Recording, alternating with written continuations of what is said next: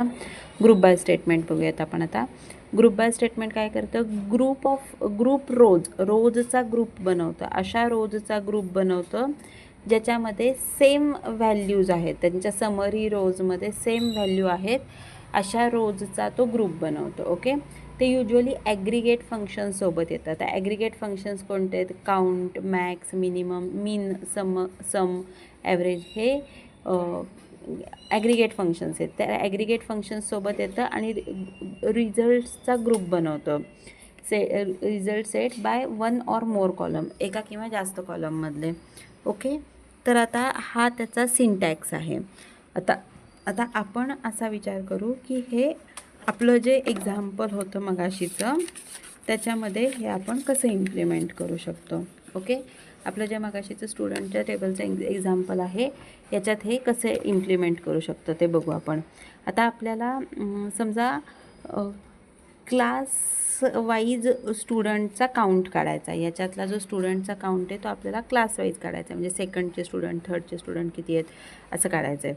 तर ते आपण कसं काढणार, तर पहिल्यांदा आपण लिहिणार सिलेक्ट, त्याच्यानंतर लिहिणार आपल्याला आता कोणत्या गोष्टी सिलेक्ट करायला लागतील.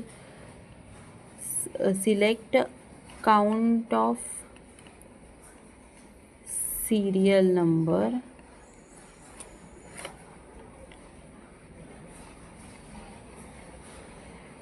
As serial number as total students.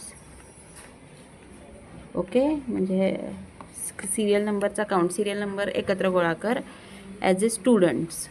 त्याच्यानंतर नेम आणि त्याच्यानंतर क्लास, त्याच्यानंतर काय येईल क्लास, आणि त्याच्यानंतर आपण हे लिहायचं टेबलचं नाव फ्रॉम स्टुडंट.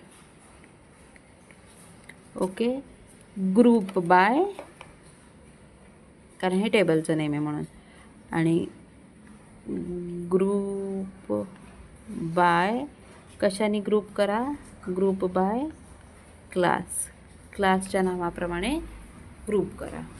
कळलं. आता इथं तसं काय म्हणजे कळालं का. याच्यामध्ये आता आपल्या टेबलमध्ये काय काय माहिती डिस्प्ले होईल, तर याच्यामध्ये आपल्याला येईल स्टुडंटचं नाव, त्याचा क्लास,